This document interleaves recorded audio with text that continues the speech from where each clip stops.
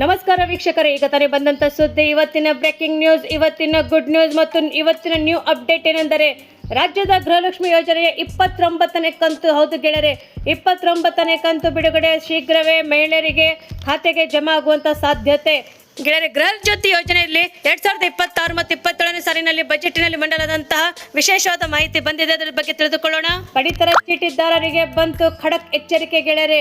ಏನೆಂದರೆ ಏಪ್ರಿಲ್ 1ರಿಂದ ಜಾರಿಯಾಗಲಿದೆ ಕಟ್ಟುನಿಟ್ಟಾದಂತಹ ಹೊಸ ನಿಯಮಗಳು. ಯಾವ ಒಂದು ಕೆಲಸ ಮಾಡದಿದ್ದರೆ ನಿಮ್ಮ ರೇಷನ್ ಕಾರ್ಡ್ ಶಾಶ್ವತವಾಗಿ ರದ್ದಾಗುವಂತ ಸಾಧ್ಯತೆ ಇದೆ. ತಿಳಿದುಕೊಳ್ಳೋಣ. 2026ರಲ್ಲಿ ಹೆಸರು ವಿಳಾಸ ತಿದ್ದುಪಡಿ ಶುರು ಆಗಿದೆ ಗೆಳೆಯರೆ.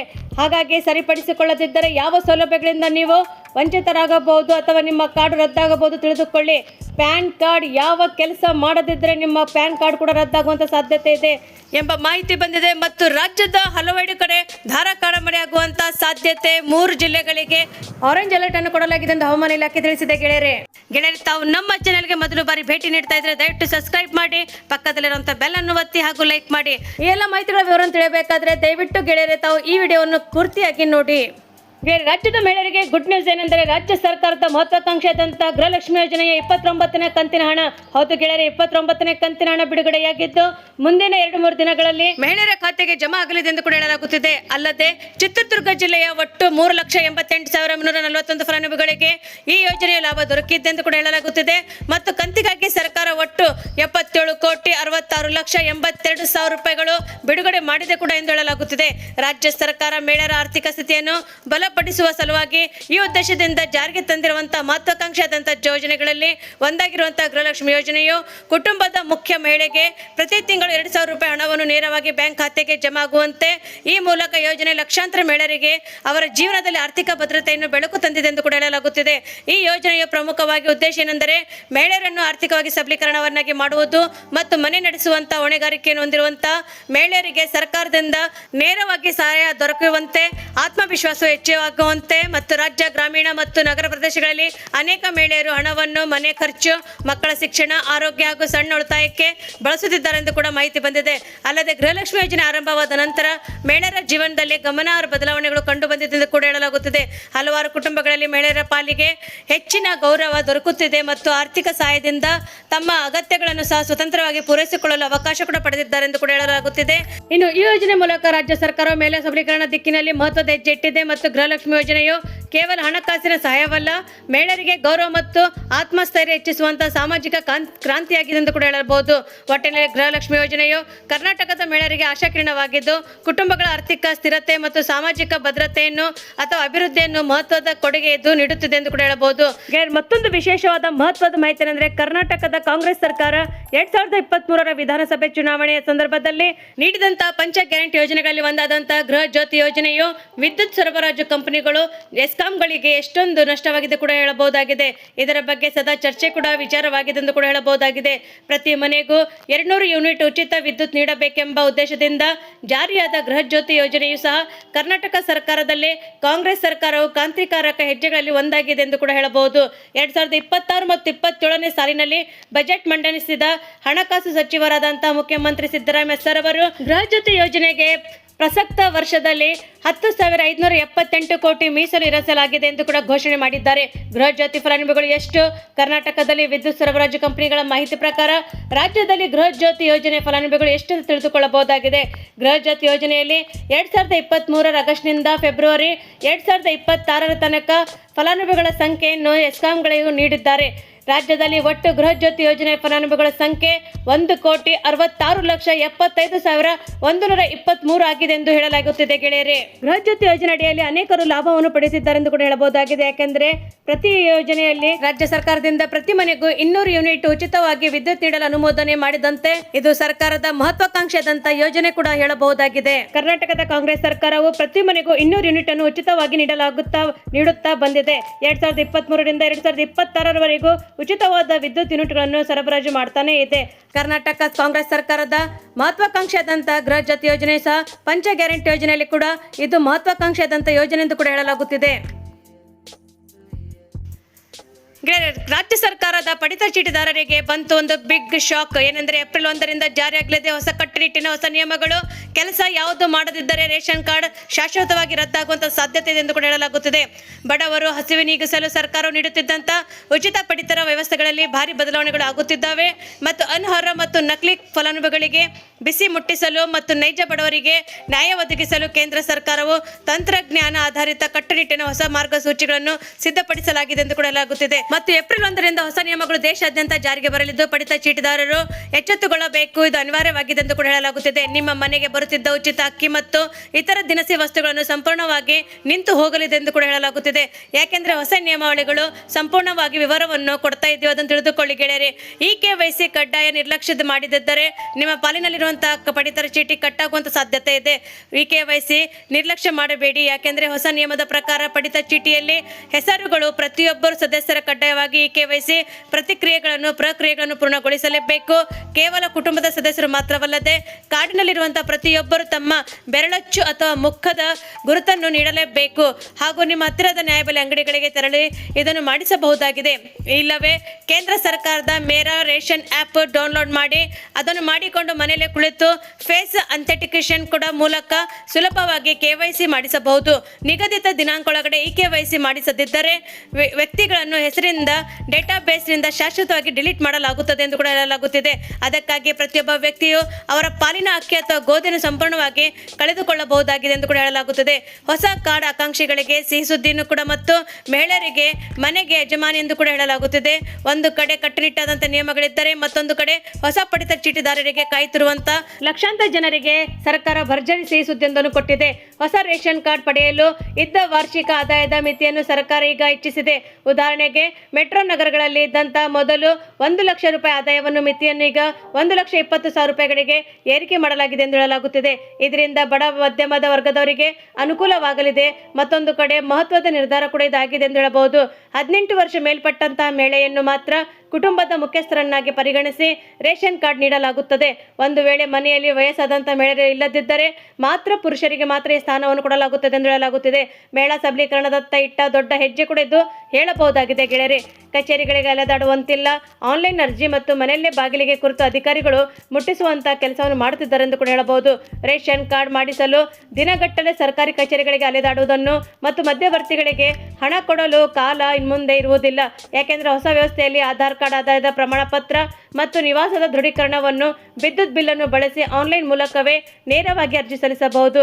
ಅರ್ಜಿ ಸಲ್ಲಿಸಿದ ತಕ್ಷಣವೇ ಯಾರಿಗೂ ಕಾರ್ಡ್ ಮಂಜೂರಾತಿ ಆಗುವುದಿಲ್ಲ. ಬದಲಾಗಿ ಆಹಾರ ಸರಬರಾಜು ಇಲಾಖೆ ಅಧಿಕಾರಿಗಳು ಖುದ್ದಾಗಿ ನಿಮ್ಮ ಮನೆ ಬಾಗಿಲಿಗೆ ಬಂದು ವಾಸ್ತವ ಸ್ಥಿತಿ ಮತ್ತು ದಾಖಲೆಗಳನ್ನು ಕೂಲಂಕುಷವಾಗಿ ಪರಿಶೀಲನೆ ಮಾಡುತ್ತಾರೆ. ಎಲ್ಲರೂ ಸರಿಯಾಗಿದ್ದರೆ ಅಥವಾ ಸರಿ ಇದ್ದರೆ ಮಾತ್ರ ಕಾರ್ಡನ್ನು ನಿಮ್ಮ ಕೈಗೆ ಸೇರಿಸುತ್ತಾರೆ. ಇದರಿಂದ ಭ್ರಷ್ಟಾಚಾರಕ್ಕೆ ಬ್ರೇಕ್ ಅನ್ನು ಬೀಳಲಿದೆ ಎಂದು ಕೂಡ ಹೇಳಬಹುದು. ಇದರಲ್ಲಿರುವಂತಹ ತಪ್ಪುಗಳನ್ನು ಏನಾದರೂ ಮಾಡಿದರೆ ನಿಮ್ಮ ರೇಷನ್ ಕಾರ್ಡ್ ಆಟೋಮೆಟಿಕ್ ರದ್ದಾಗುತ್ತದೆ ಎಂದು ಕೂಡ ಹೇಳಬಹುದು. ಸರ್ಕಾರ ವಿಧಿ ಪೂರ್ವಕವಾಗಿ ನಿಯಮಗಳನ್ನು ಉಲ್ಲಂಘಿಸಿದರೆ ನಿಮ್ಮ ಕಾರ್ಡ್ ಯಾವುದೇ ಮುನ್ಸೂಚನೆ ಇಲ್ಲದೆ ರದ್ದಾಗುವಂತಹ ಅಪಾಯ ಕೂಡ ಇದೆ ಎಂದು ಹೇಳಬಹುದು. ಇದರಲ್ಲಿರುವಂತಹ ಮುಖ್ಯ ಅಂಶಗಳನ್ನು ತಿಳಿದುಕೊಳ್ಳಿ ಗೆಳೆಯರೆ.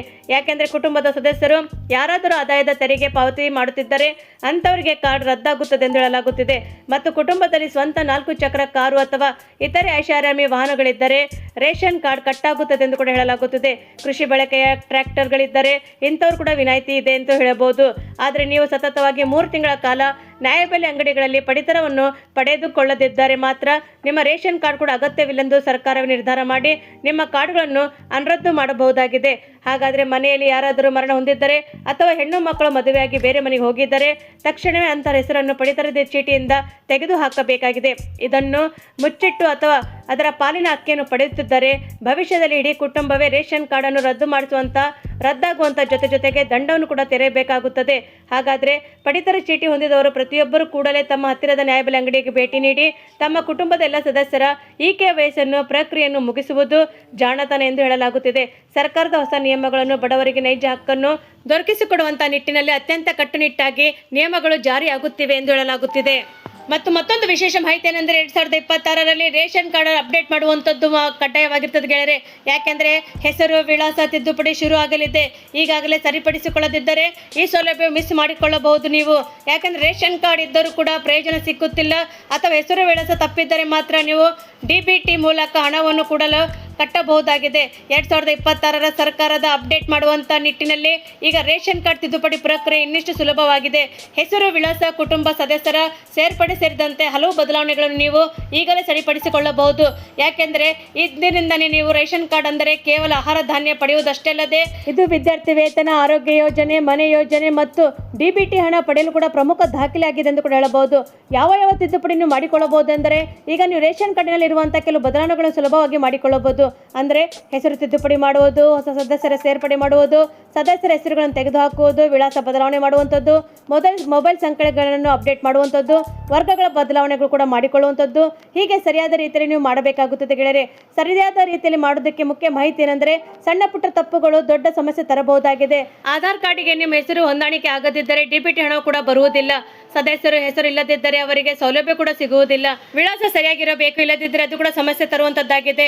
ನಿಮ್ಮ ಕಾರ್ಡ್ ಅಪ್ಡೇಟ್ ಇರುವುದು ಬಹಳ ಮುಖ್ಯವಾಗಿರ್ತದೆ ಗೆಳೆಯರೆ. ಅದಕ್ಕಾಗಿ ಏನೇನು ದಾಖಲೆಗಳು ಬೇಕಂದ್ರೆ ತಿದ್ದುಪಡಿ ಪ್ರಕಾರ ಏನ್ ಮಾಡ್ಬೇಕಂದ್ರೆ ಆಧಾರ್ ಕಾರ್ಡ್, ಜನನ ಪ್ರಮಾಣ ಪತ್ರ, ಮರಣ ಪ್ರಮಾಣ ಪತ್ರ, ವಿವಾಹ ಪ್ರಮಾಣ ಪತ್ರ ಮತ್ತು ವಿಳಾಸ ಪುರಾವೆ, ಹಳೆ ರೇಷನ್ ಕಾರ್ಡ್ ಪ್ರತಿ, ಹೀಗೆ ಅಲ್ಲಿ ಅರ್ಜಿಯನ್ನು ಸಲ್ಲಿಸಲಿಕ್ಕೆ ಇವೆಲ್ಲ ಉಪಯೋಗವಾದಂಥ ದಾಖಲೆಗಳೆಂದು ಹೇಳಲಾಗುತ್ತಿದೆ ಗೆಳೆಯರೆ. ಗೆಳೆಯರೆ, ಮಹತ್ವದ ಮಾಹಿತಿ ಏನೆಂದರೆ ಪ್ಯಾನ್ ಕಾರ್ಡ್ ಗೆಳೆಯರೆ. ಹೌದು ಗೆಳೆಯರೆ, ನೀವು ಪ್ಯಾನ್ ಕಾರ್ಡ್ ಹೊಂದಿದ್ದೀರಾ ಅಥವಾ ಪ್ಯಾನ್ ಕಾರ್ಡ್ ಅನ್ನು ಸುದ್ದಿ ನಿಮಗಾಗಿ ಏಪ್ರಿಲ್ 1ರಿಂದ ಪ್ಯಾನ್ ಕಾರ್ಡ್ಗೆ ಸಂಬಂಧಿಸಿದಂತೆ ಹೊಸ ನಿಯಮಗಳು ಜಾರಿ ಬರಲಿವೆ ಎಂದು ಹೇಳಲಾಗುತ್ತಿದೆ. ನಿಮ್ಮ ಪ್ಯಾನ್ ಕಾರ್ಡ್ ಮತ್ತು ಆಧಾರ್ ಕಾರ್ಡ್ನಲ್ಲಿರುವಂತಹ ವಿವರಗಳನ್ನು ಒಂದಕ್ಕೊಂದು ತಾಳ್ಮೆ ಇದ್ದಿದ್ದರೆ ಮಾತ್ರ ಪ್ಯಾನ್ ಕಾರ್ಡ್ ಇರುತ್ತದೆ, ಇಲ್ಲಾಂದರೆ ತಕ್ಷಣವೇ ಅದು ರದ್ದಾಗುವಂಥ ಸಾಧ್ಯತೆ ಇರುತ್ತೆ. ಆಧಾರ್ ಕಾರ್ಡ್ ಮತ್ತು ಪ್ಯಾನ್ ಕಾರ್ಡ್ ಲಿಂಕ್ ಆಗಿರಬೇಕು, ಅದರಲ್ಲಿರುವಂತಹ ಹೆಸರು ಎಲ್ಲ ಸರಿಯಾಗಿರಬೇಕು, ಹೊಂದಾಣಿಕೆ ಇರಬೇಕು, ಇಲ್ಲದಿದ್ದರೆ ಅದು ರದ್ದಾಗುವಂಥ ಸಾಧ್ಯತೆ ಇದೆ. ಹೆಸರು ಹೊಂದಾಣಿಕೆ ಕಡ್ಡಾಯವಾಗಿರ್ತದೆ ಗೆಳೆಯರೆ. ಯಾಕೆಂದರೆ ನಿಮ್ಮ ಪ್ಯಾನ್ ಕಾರ್ಡ್ ಮತ್ತು ಆಧಾರ್ ಕಾರ್ಡ್ದಲ್ಲಿರುವಂಥ ಹೆಸರು ಸರಿಯಾಗಿ ಮ್ಯಾಚ್ ಆಗಿರಬೇಕು. ಒಂದು ವೇಳೆ ಹೆಸರಿನಲ್ಲಿ ಸ್ಪೆಲ್ಲಿಂಗ್ನಲ್ಲಿ ಏನಾದರೂ ವ್ಯತ್ಯಾಸ ಬಂದರೆ ಆಧಾರ್ ಕಾರ್ಡ್ನಲ್ಲಿರುವಂಥ ಪ್ಯಾನ್ ಕಾರ್ಡ್ನಲ್ಲಿ ಹೆಸರು ಇಲ್ಲದಿದ್ದರೆ ಏಪ್ರಿಲ್ 1 ನಂತರ ಅಥವಾ ನಿಮ್ಮ ಕಾರ್ಡ್ ಅಮಾನ್ಯವಾಗುವಂಥ ಸಾಧ್ಯತೆ ಇದೆ. ಆದ್ದರಿಂದ ಕೂಡಲೇ ನಿಮ್ಮ ಪ್ಯಾನ್ ಕಾರ್ಡನ್ನು ಸ್ಮಾರ್ಟ್ ಫೋನ್ ಜೊತೆಗೆ ಮೂಲಕವೇ ಮನೆಯಲ್ಲೇ ಕುಳಿತು ಬದಲಾವಣೆಗಳನ್ನು ಮಾಡಿಕೊಳ್ಳಬಹುದು. ಅಗತ್ಯವಿರುವ ದಾಖಲೆಗಳೇನೆಂದರೆ ಪ್ಯಾನ್ ಕಾರ್ಡ್ ಅಪ್ಡೇಟ್ ಮಾಡಲು ಈ ಕೆಲವೊಂದು ದಾಖಲೆಗಳನ್ನು ಹೇಳ್ತೇವೆ, ಅದನ್ನು ಸರಿಯಾಗಿ ತಿಳಿದುಕೊಳ್ಳಿ. ಗುರುತಿನ ಚೀಟಿ ಇದಕ್ಕೆ ಬೇಕಾಗುತ್ತದೆ ಗೆಳೆಯರೆ. ಆಧಾರ್ ಕಾರ್ಡ್, ಮತದಾರರ ಗುರುತಿನ ಚೀಟಿ, ಪಾಸ್ಪೋರ್ಟ್ ಸೈಜ್ ಅಥವಾ ಡ್ರೈವಿಂಗ್ ಲೈಸೆನ್ಸ್ ಕೂಡ ಬೇಕಾಗುತ್ತದೆ, ಪಾಸ್ಪೋರ್ಟ್ ಕೂಡ ಬೇಕಾಗುತ್ತದೆ, ವಿಳಾಸದ ಪುರಾವೆ ಕೂಡ ಬೇಕಾಗುತ್ತದೆ ಗೆಳೆಯರೆ. ಯಾಕೆಂದರೆ ಆಧಾರ್ ಕಾರ್ಡ್, ವಿದ್ಯುತ್ ಬಿಲ್, ನೀರಿನ ಬಿಲ್, ಬ್ಯಾಂಕ್ ಖಾತೆ ಮತ್ತು ಸ್ಟೇಟ್ಮೆಂಟ್ ಅಥವಾ ಪೋಸ್ಟ್ ಆಫೀಸಿನ ಪಾಸ್ಬುಕ್ ಕೂಡ ಇದು ದಾಖಲೆಗಳಿಗೆ ಬೇಕಾಗುತ್ತದೆ ಗೆಳೆಯರೆ. ಜನ್ಮ ದಿನಾಂಕದ ಪುರಾವೆ ಕೂಡ ಬೇಕಾಗುತ್ತದೆ. ಯಾಕೆಂದರೆ ಆಧಾರ್ ಕಾರ್ಡ್, ಮುನ್ಸಿಪಲ್ ಕಾರ್ಪೊರೇಷನ್ ನೀಡಿದಂಥ ಜನನ ಪ್ರಮಾಣ ಪತ್ರ, SSLC ಅಂಕಪಟ್ಟಿ ಅಥವಾ ಪಾಸ್ಪೋರ್ಟ್ ಕೂಡ ಬೇಕಾಗುತ್ತದೆ ಗೆಳೆಯರೆ. ಪ್ಯಾನ್ ಕಾರ್ಡ್ ಅಪ್ಡೇಟ್ ಮಾಡೋದು ಹೇಗೆ ಅಂತಂದರೆ ವೆಬ್ಸೈಟ್ನಲ್ಲಿ ಭೇಟಿ ನೀಡುವುದರ ಮೂಲಕ ಪ್ಯಾನ್ ಕಾರ್ಡನ್ನು ಅಪ್ಡೇಟ್ ಮಾಡಬಹುದು. ಅಪ್ಲಿಕೇಶನ್ ಆಯ್ಕೆ ಮಾಡಿಕೊಳ್ಳಿ. ಆಯ್ಕೆ ಮಾಡಿದ ನಂತರ ವಿವರಗಳನ್ನು ಭರ್ತಿ ಮಾಡಿ. ಅಂದರೆ ನಿಮಗೆ ಕೊಡುವಂಥ ಕ್ಯಾಟಗರಿಯಲ್ಲಿ ಹೆಸರು, ಜನ್ಮ ದಿನಾಂಕ, ಇಮೇಲ್ ID ಅಥವಾ ಮೊಬೈಲ್ ಸಂಖ್ಯೆಯನ್ನು ನಮೂದಿಸಿ. ನಂತರ ಟೋಕನ್ ನಂಬರ್ ಬರುತ್ತೆ. ಆ ಫಾರ್ಮ್ ಸಬ್ಮಿಟ್ ಮಾಡಿದ ನಂತರ ನಿಮಗೆ ಒಂದು ಟೋಕನ್ ನಂಬರ್ ಬರ್ತದೆ. ಅದಾದ ನಂತರ EKYC ಆಯ್ಕೆ ಮಾಡಲು ಸುಲಭವಾಗಿ ಪ್ರಕ್ರಿಯೆ ಮುಗಿಸಲು ಆಧಾರ ಮೂಲಕ OTP ಬರುತ್ತೆ. ಆಧಾರಿತ KYC ಕೂಡ ನೀವು ನಿಧಾನವಾಗಿ ಅರಿಸಿಕೊಳ್ಳಬಹುದು. ತಿದ್ದುಪಡಿಯ ನಂತರ ಬದಲಾದಂಥ ನಿಮ್ಮ ಮಾಹಿತಿಯನ್ನು ಟಿಕ್ ಮಾಡಿ. ಆನಂತರ ದಾಖಲೆಗಳು ಅಪ್ಡೇಟ್ ಮಾಡಬೇಕಾಗುತ್ತೆ ಗೆಳೆಯರೆ. ಯಾಕೆಂದರೆ ಆಧಾರ್ ಮತ್ತು ಇತರ ದಾಖಲೆಗಳನ್ನು ನೀವು ಅಪ್ಲೋಡ್ ಮಾಡಲೇಬೇಕಾಗುತ್ತದೆ. ಇದಕ್ಕಾಗಿ ಶುಲ್ಕ ನೀವು 110 ರೂಪಾಯಿ ಸಲ್ಲಿಸಬೇಕಾಗುತ್ತದೆ. ಇದು ಆನ್ಲೈನ್ನಲ್ಲಿ ಕೂಡ ಮಾಡಬಹುದಾಗಿದೆ. ಅದಾದ ನಂತರ ಸೈನ್ ಅಂದರೆ ನಿಮ್ಮ ಪಾವತಿ ಮುಗಿದ ನಂತರ ಆಧಾರ್ OTP ಬಳಸಿ ನಂತರ ಅರ್ಜಿಯನ್ನು ಸೈನ್ ಅಂತ ಮಾಡಿ ಪ್ರಕ್ರಿಯೆಯನ್ನು ಪೂರ್ಣಗೊಳಿಸಬಹುದಾಗಿದೆ ಎಂದು ಹೇಳಲಾಗಿದೆ. ಮತ್ತು ರಾಜ್ಯದಲ್ಲಿ ಈಗಾಗಲೇ ಹಲವು ಜಿಲ್ಲೆಗಳಲ್ಲಿ ಮಳೆ ಸುರಿಯುತ್ತಿದೆ. ಈಗಾಗಲೇ ಮಳೆ ಸುರಿಯುತ್ತಿದ್ದಂಥ 3 ಜಿಲ್ಲೆಗಳಲ್ಲಿ ಆರೆಂಜ್ ಅಲರ್ಟ್ ಅನ್ನು ಘೋಷಿಸಲಾಗಿದೆ. ಬೆಂಗಳೂರು ಸೇರಿದಂತೆ ಮೋಡ ಕವಿದ ವಾತಾವರಣ ಇದ್ದು ಕಲಬುರಗಿ, ವಿಜಯಪುರ ಮತ್ತು ಧಾರವಾಡ ಜಿಲ್ಲೆಗಳಲ್ಲಿ ಆರೆಂಜ್ ಅಲರ್ಟ್ ಅನ್ನು ಘೋಷಿಸಲಾಗಿದೆ ಗೆಳೆಯರೆ. ಬೀದರ್, ಬಾಗಲಕೋಟ್, ಗದಗ, ಉತ್ತರ ಕನ್ನಡ, ಶಿವಮೊಗ್ಗ, ಉಡುಪಿ, ದಕ್ಷಿಣ ಕನ್ನಡ, ಚಿಕ್ಕಮಗಳೂರು ಮತ್ತು ಕೊಡಗು, ಹಾಸನ, ಮೈಸೂರು, ಮಂಡ್ಯ, ಚಾಮರಾಜನಗರ, ರಾಮನಗರ, ಬೆಂಗಳೂರು ಗ್ರಾಮಾಂತರ, ಬೆಂಗಳೂರು ನಗರ ಜಿಲ್ಲೆಗಳಲ್ಲಿ ಗುಡುಗು ಸಹಿತ ಸಾಧಾರಣ ಮಳೆಯಾಗುವಂಥ ಸಾಧ್ಯತೆ ಇದೆ ಎಂದು ಕೂಡ ಹವಾಮಾನ ಇಲಾಖೆಯು ತಿಳಿಸಿದೆ. ಆದ್ದರಿಂದ 17 ಜಿಲ್ಲೆಗಳಿಗೆ ಯೆಲ್ಲೋ ಅಲರ್ಟ್ ಅನ್ನು ಸೂಚಿಸಲಾಗಿದೆ ಎಂದು ಹೇಳಲಾಗುತ್ತಿದೆ. ಗೆಳೆಯರೆ, ತಾವು ನಮ್ಮ ಈ ವಿಡಿಯೋವನ್ನು ಮೊದಲ ಬಾರಿಗೆ ನೋಡ್ತಿದ್ರೆ ದಯವಿಟ್ಟು ಸಬ್ಸ್ಕ್ರೈಬ್ ಮಾಡಿ, ಪಕ್ಕದಲ್ಲಿರುವಂಥ ಬೆಲ್ ಅನ್ನು ಒತ್ತಿ ಹಾಗೂ ಲೈಕ್ ಮಾಡಿ. ಈ ನಮ್ಮ ವಿಡಿಯೋವನ್ನು ತಾವು ಪೂರ್ತಿಯಾಗಿ ನೋಡಿದ್ದಕ್ಕೆ ತಮಗೆ ಧನ್ಯವಾದಗಳು.